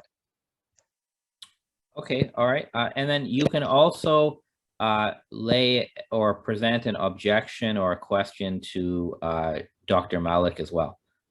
Yeah. So sorry, Shoaib, can you catch that? I think that was just some interference. So you've asked me a question, or you can also present a question or an objection to Shoaib's model as well. Yeah. Thank you. Thanks, Khalil. Thanks a lot. Right now, I mean, you want? Yeah. Right now, we're doing like a lightning round. So everybody is gonna like lay out 2 objections, and then we're gonna go to the next person who's gonna answer, and then lay out 2 objections. You know, we're having fun with this. So. Okay. So, I mean, when it comes to the Ash'arites, I have so many questions that it becomes really difficult for me to pick any one. But yeah, I mean, if I'm forced to, so I would say is God? I mean, like. Yeah, there was one thing. I mean, Shoaib mentioned, and he's absolutely right. The Ash'arites, and I think, if I'm not mistaken, even the Maturidis, they both affirm that the attributes are neither identical to the essence, nor are they distinct, from the essence. So they use terms such as la ain wa la ghayr. Okay, now I believe, in all fairness and in all honesty, what they're trying to say, I don't think they're negating or the law of the excluded middle over here. I think what they're trying to say is, but they're using ambiguous language. Okay, what they're trying to say is that the attributes are muttasil with the divine essence. That is, they are attached, associated, or connected with the divine essence, right? But the attributes are not the essence, right? So they're saying that this is what they mean by the phrase wala ghayr. Okay, so when they say that the attributes are la ghayr, so by that they mean that they are muttasil, or attached or associated with the divine essence. Okay, but the problem over here is that the phrase, the term la ghayr, is being used by the mutakallimun over here, the Ash'arite and mutakallimun, and even the Maturidis, if they believe in the same idea, in an equivocal sense. I mean, they're not using this term in the same sense as it is understood or employed by the philosophers. That is the Mashayun or the Ishraqiyun or the Sadriyun. But when the philosophers say that the attributes are la ghayr, so by that they mean that they are identical to the essence. Okay, so but when the mutakallimun, when they say that they are la ghayr, so what they're trying to say is that the attributes are not disconnected or disassociated or detached from the essence. So the term is being used differently in different senses by the two, intellectual traditions, by the two camps over here. Okay, so what we'll do now is I'll answer first. So I'll answer what Hasnain has asked me, and then I'll give my objections, and then Shoaib, it'll all pile on you, and you'll have to answer both objections, and then you can pose your own, and sort of like that. So let me address. So Hasnain, yes, in my understanding and reading of Ismaili philosophers, when they say God is above existence and non-existence, they're using existence in a very particular way. For them, existence is a genus that includes all dependent things, right? But it's a genus, so it doesn't include God. In fact, I've seen Kermani define existence, as that which is in need of another to exist. So it's almost like when you read their writing, and when they say God is above existence and existence is created by God, you just have to add the word in brackets dependent, you know, before the word existence, because that's what they really mean. They mean contingent existence or dependent existence. And that's a Neoplatonic thing, right? So in Plotinus and Proclus, the verb to be was seen as a concrete transitive type of verb. So there was no such thing in Neoplatonic thinking as something that just is. It's always something is this, right? Yes. So something is an X, something is a Y. There was no notion of just a verb to be without like a sort of something on the other end. And because you always had to have something on the other end in the Neoplatonic tradition, to say that something exists would mean to automatically assume it's limited and therefore finite and dependent. So I think that's all the Ismailis are saying. They're just saying, look, God is independent, God is not dependent, God is not contingent, that when they say God is above existence. As for my statement, God does not have similarity with creation. So I mean ontological similarity, right? So there's no attribute that God and creation both have. There's no genus, right, that God and creation both have. But I would definitely agree with you on what you call synchia. I prefer the term compatibility. Obviously, if God is the originator of all things, right, there must be an ontological compatibility, right, between God and things. Because if God's essence is incompatible with created things, then no created thing could exist, because the divine essence would by definition exclude the existence of everything. So I would agree with you. If you mean ontological compatibility, I would have no problem with that. In fact, I've seen Kermani make an argument for that. He said some created things have incompatibility with other created things. Therefore, there has to be a creator who is compatible with all these otherwise contrary things, so they can exist. Is that Rahat al-Aql? Yes, it's in Rahat al-Aql. Yeah. So that would be my answer. And then for you, Shoaib, the thing I would ask is this, and I sort of present this as a horn, right? If you say God's essence is conjoined or attached to at least one attribute, which way does the dependence work? Does essence depend on attribute, in which case the essence is contingent? Does the attribute depend on the essence, in which case from our school, we would say the attribute is actually an eternal creation. And we would say you actually believe the same thing as us. Are they mutually dependent, which is a vicious circularity, right? Or are they both like utterly independent, in which case you have, two necessary independent, realities? So which of these, I think, four options would an Ash'ari go with? Or would an Ash'ari would just say, look, like this is outside of the purview of theology, we don't do with that. So that would be my question for you, Shoaib. And for you, Hasnain, our models are actually quite similar. That's probably why we have so much to talk about. And I think we only differ on language. My question for you would be this: when you guys say, the attributes are the essence, is something that the Ismailis don't like to say, because verbally it causes a lot of confusion, right? So then wouldn't you say that the philosophers are equivocating when they say this, right? Because for you, God's knowledge, which is identical to God, has a different meaning than just knowledge in general, right?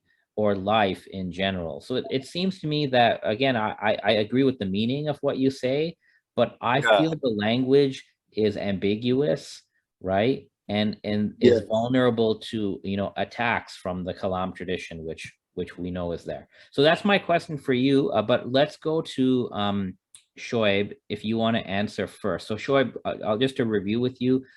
The first question from Hasnain was, when you guys say the attributes are not the essence and they're not other than the essence, you're equivocating on the term other. And the question from me is, which way does the attribute dependence with essence work?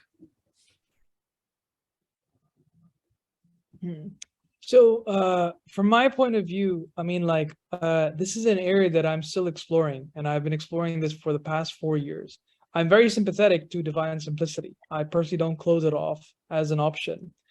And the question of causal directionality is the key thing for me. Like, what do we actually mean by mu'tasil, as Hasnain said? Like, what do it mean when it's connected?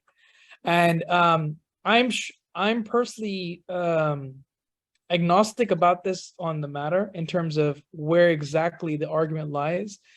What I find that in the Ash'ari literature, at least, is that this position is arrived at by negating other positions. So they'll try to undermine the pluralism of the Jismiyya, for example, or they'll try to undermine the simplicity, and then logically it entails that this seems to be the more appropriate position involved.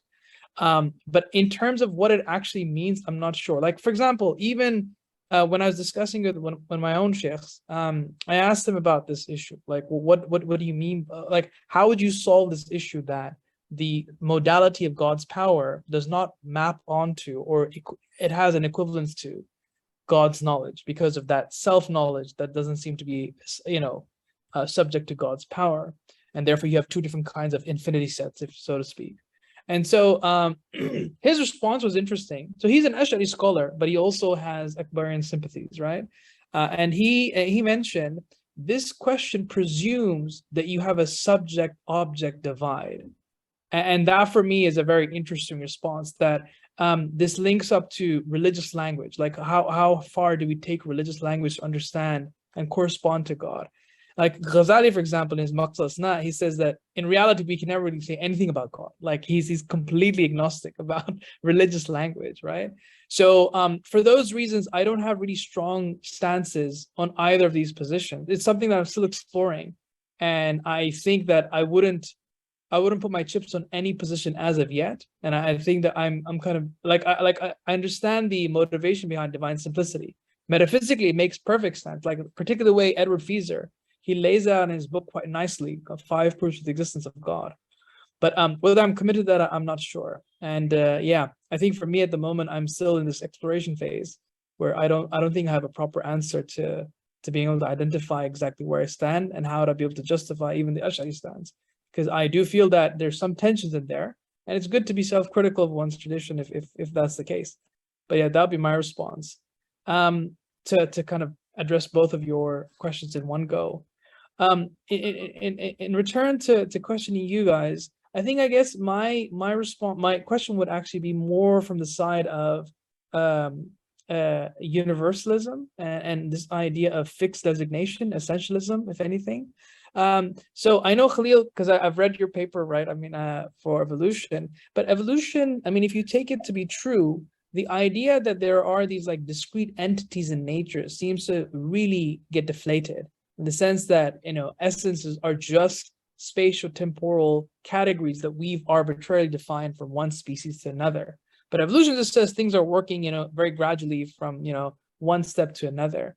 So I just wanted to know, how much would these actually stress your system? So Khalil, you talked about Sayyid Hassan Nasr's, position and how you kind of disagree with that. But I want to know if that's something that the entire system would agree. And for Hasnain, I wanted to know from your side that, let's say evolution is true, right? I believe that does have a metaphysical stress on this fixation on its essentialism. If you think otherwise, I'd like to know why. Okay, before we respond, I just want to let the class know, I know we end officially at 2, so students, you're free to sort of leave at 2 if you have to. So before we just go to the response to the questions, are there any students who want to ask a live question, like, with your own voice, in which case I'll pause the recording and you can just add your question in. So does anyone want to ask a live question? Of course, it'll be off the recording if you want to. You can raise your hand if you want to ask a live.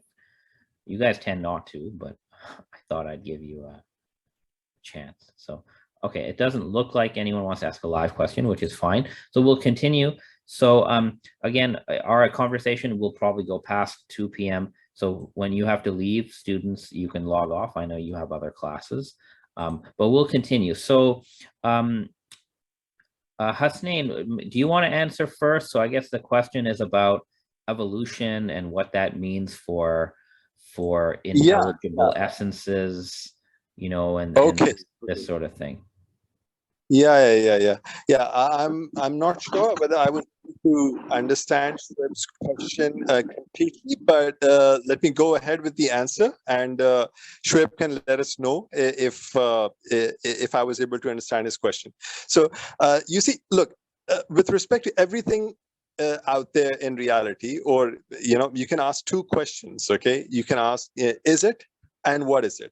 Now, the question, what is it, pertains to the thing's quiddity. Okay, like in Arabic, we say ma huwa shay, or ma huwa. Okay, so it simply means that, what is it? Okay, so or when you say that mal haqiqat al insan, okay, what is the reality of insan, or a human being?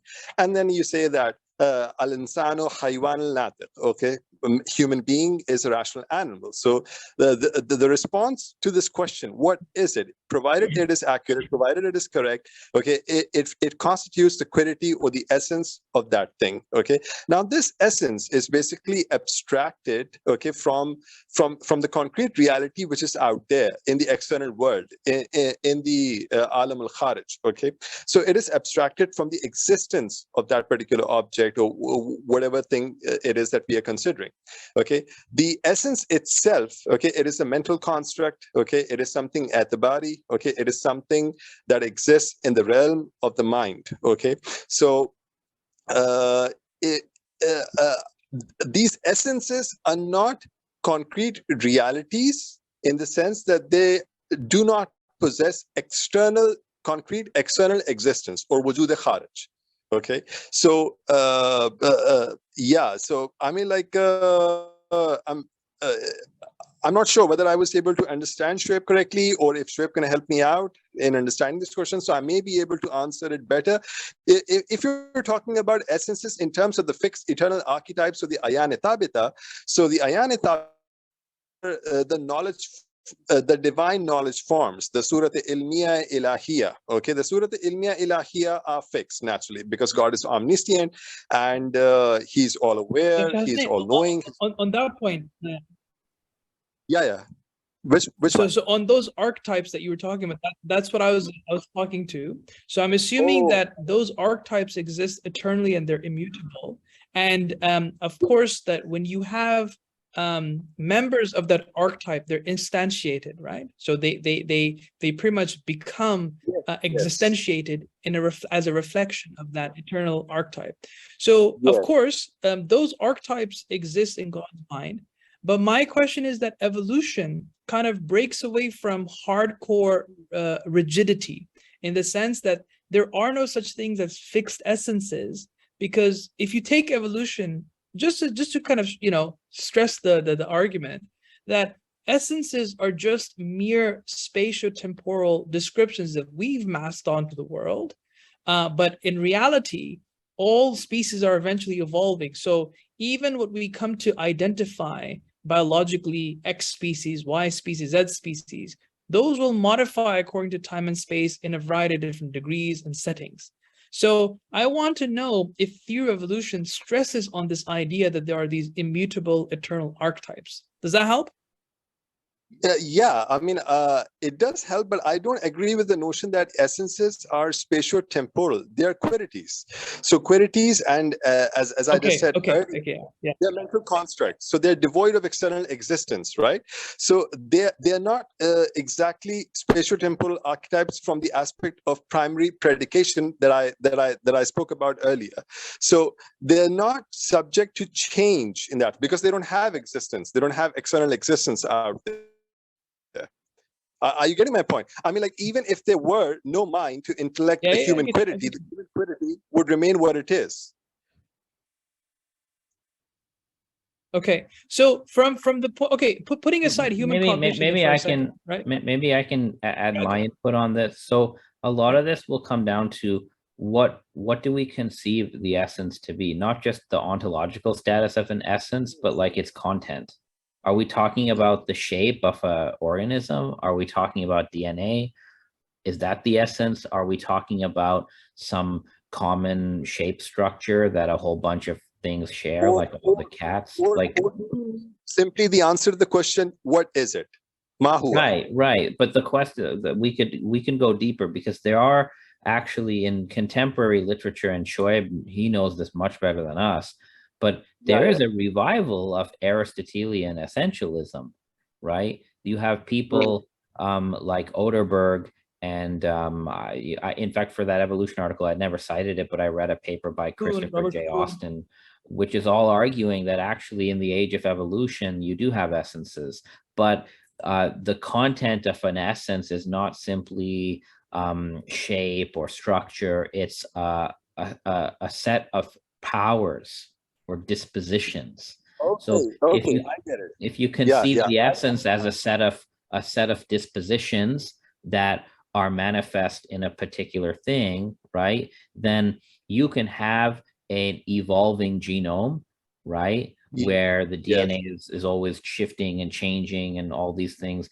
But at any given point, whatever the DNA is, that organism will have a set of powers and a particular combination of those powers, right? The physical structure will support those powers. So if the essence is conceived as that particular set of powers, right, then you can still talk about essences being manifest to different degrees within the evolutionary process. I mean, even man as a rational animal, the man as rational animal, that's not a description, that's not a biological description of man, of humans. It's really a dispositional description. And Edward Feser has also said that, technically, if Star Trek was true and we met some Klingons, right, or Romulans, they could meet the definition of human, i.e. rational animal, even though biologically they're not Homo sapiens. So if we start looking at essences in a more qualitative sense, which is, I believe, how many Neoplatonists looked at it, then I don't think evolution is a problem. And I cited in that paper, as Dr. Malik knows, I cited a whole article by a Neoplatonist arguing why evolution makes perfect sense within the paradigm. Yeah, and then there is another way to look at it. From a certain perspective, essences, are dynamic. Why? Because since essences are abstracted from existence, and existence is the fundamental of the primary reality, and existence in the material world, in the physical world, it is in flux and constantly evolving and changing. So, and essences are basically, the limit of existences, and are abstracted from existences. So in that sense, essences or qualities, are also dynamic. They're not static. But from the perspective of divine knowledge, from the perspective of the eternal fixed archetypes or the ayane tabita, all essences are static. Why? Because God is an immutable reality, an unchanging reality. If he were to be something, mobile, something changing, he would have to be a composite of an aspect of potentiality and an aspect of actuality, and therefore be something contingent, naturally. So from a certain perspective, I believe that essences that can be held to be dynamic and non-static. Why? Because they are limits of existence, and existence in the physical world is evolving, changing. It is in motion. It is in a constant state of flux. But from a certain other perspective, these essences, since they are divine knowledge forms and eternal fixed archetypes, so they are immutable and static. Also, I would just add to this that my model and Hasnain's model, the model of the philosophers generally, of the Neoplatonic philosophers, it's necessitarian, right? Like in our metaphysics, we don't have libertarian free will, even for God. God has a necessitarian will.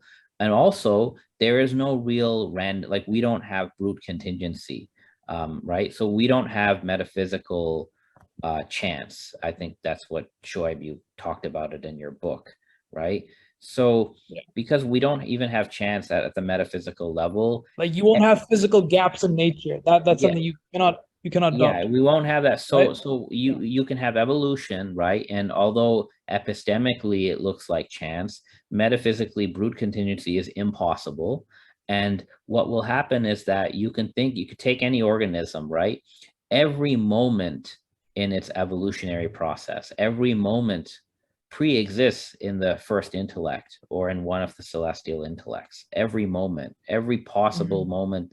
And what's going on in the physical cosmos is these possibilities which are fixed in the first intellect or God's knowledge, they're just playing out, right? Because every effect, every event, even evolutionary event, everything is determined by its cause and necessitated by its cause. And what looks like gaps in evolution or chance, whatever it is, it's a purely epistemic issue as far as we're concerned. Metaphysically, it's just not possible. If you have these causal gaps, you basically have something coming from nothing. Which is, violating the rules of logic. So unless a scientist wants to come and say, we're going to put our epistemic appearance of evolution over logic, to me, I don't really see an issue once metaphysics is brought into the picture. So just to ask you both, so Khalil, you already know this, right? So Sayyid Hussein Nasr, in his conception of Neoplatonic thought, he correlates these archetypes with a species, understood in the biological sense. So for the sake of the argument, I'm not sure he uses this example, but take it as it is. So you have an archetype of a cat, and then you have the species of cat. Now, Hasnain, what I wanted to ask you was, in your metaphysical model, in your theological model, would you consider possible that these cats, if you allowed a million years to span, would these cats be able to evolve such that their mahiyya would change? And if it did change, if it could change, what would that mean in terms of it being reflected under these fixed, immutable archetypes? Because that's what Sayyid Hassan Nasr seems to argue. Because he believes that because that species correspond to archetypes which are immutable, ergo evolution cannot happen. It is metaphysically impossible. So that's what I wanted to ask you. Okay. Now, I think when you say, now that you have, elaborated a bit more, I think what you're referring to as fixed eternal archetypes are basically the horizontal immaterial separate intellects, or the uqul mujarrada aradiyya. So in the Neoplatonic, philosophical model, cosmological model, you have the one or God, okay, from which emanates the a series of immaterial intellects. So you have a series of vertical immaterial intellects. You cannot confine their number, okay. So for some, there are 10. For some, there could be more than 10, regardless. So you have a series of immaterial intellects emanating from the one, okay? And then from the last of those vertical immaterial intellects, the last of those intellects is referred to as the active intellect or the agent intellect. In Arabic, we call it aql fa'al. So the aql fa'al is the principle of the horizontal immaterial intellects, which are the uqul aradiyya mujarrada. Now, these horizontal immaterial intellects are basically, you can say, they are the principles or the sources of the material, the sensible species that exist in the sublunary world. Okay, that is the physical world or the material world. So, for instance, if there are trees over here in this physical world, so there has to be, the trees over here in this physical world are imperfect or incomplete, imitations or copies of the intelligible tree, okay, the shajar aqli that exists in the intelligible realm, or the alam al-aql, or if there are horses in this sensible world, sensible, cosmos. So these sensible horses are imperfect or incomplete imitations or copies of the intellectual or the intelligible horse that can be found in the intelligible world, the faras aqli, basically, okay. So they say, according to the philosophers, these horizontal immaterial intellects are the mudabbir, of the affairs of the species that corresponds to them. So the faras aqli is the principle, and it manages all the affairs of the sensible horses. Similarly, the shajar aqli, is a principle, and it manages all the affairs of pertaining to the sensible trees, and so on and so forth. Now, coming to your question, now you say that the cats evolve, okay, and they cease to be cats. If they cease to be cats and if they evolve, so they would automatically, I mean, I use the word automatic, probably automatic is not an appropriate term, but just to give the idea, okay, they would start receiving illumination or the effusion of grace from the principle, the intellectual source of the principle that corresponds to them at the moment of their transition. So if they were, prior to the transition, if they were animals or if they were cats, okay. So they were receiving the effusion of grace or faith, okay, from the haywan aqli, okay, for instance, okay, just to take one example. Now, if they cease to be haywan, or if they cease to be cats, and if they become some other animal, okay, so whatever intellectual principle corresponds to that particular species, they would immediately start receiving and absorbing the effusion of divine grace from that particular source. Are you getting my point? Okay, so the faith, okay, never ceases. That makes sense. That makes sense. The faith never ceases. It keeps pouring like rain.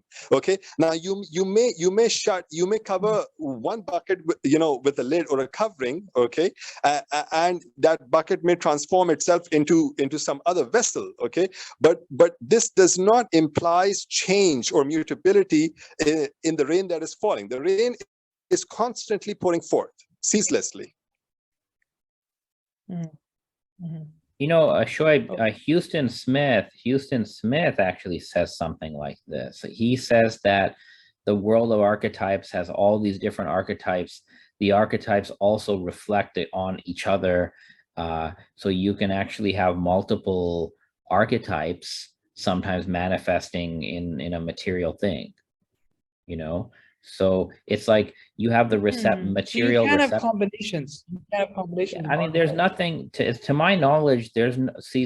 People like to conflate the terrestrial and the celestial, which I think is what Dr. Nasser does. Right? He just assumes that a biological species is identical to the celestial species, but I don't think that necessarily follows. If you distinguish between terrestrial species, which are in flux, and then you have immutable celestial species, I cannot see any reason to think that a particular terrestrial moment in evolution is receiving emanation, right, from one or more celestial archetypes. I can't see anything, a problem with that, right? And if we look at the evolution of the Homo sapien, it's possible that the Neanderthal and the Homo sapien, that we actually we're both human from the celestial perspective. But although biologically we're different, right? I mean, you would know better than I, but we're not Neanderthals, right? They have a different genome than us. But it seems that the Neanderthal had the same intellectual capacities as humans, and we intermarried with them, and they just had, they look different. But from a dispositional perspective, these are two species terrestrially that are reflecting the celestial form of man or archetype of man. So we're sort of way past way past our time, so I have to sort of conclude. But I want to thank both of you, gentlemen, for very animated discussion. And of course, Dr. Shoaib would bring it to evolution, which is fun. I think it makes the whole thing contemporary. So thank you for that. Yeah, it was a pleasure having you guys, and I would love to both of you to come back another time, for another class of mine. Pleasure was, and I really enjoyed, No, pleasure's mine. Thank you so much for both of you for your comments. Always a pleasure. Yeah, yeah. All right. Take care, everyone. And I'll have a version of this uploaded. I thought the second run actually was smoother, so I'll take the second run of talks and both panels I'll just merge and I'll put it online. You guys can share it. So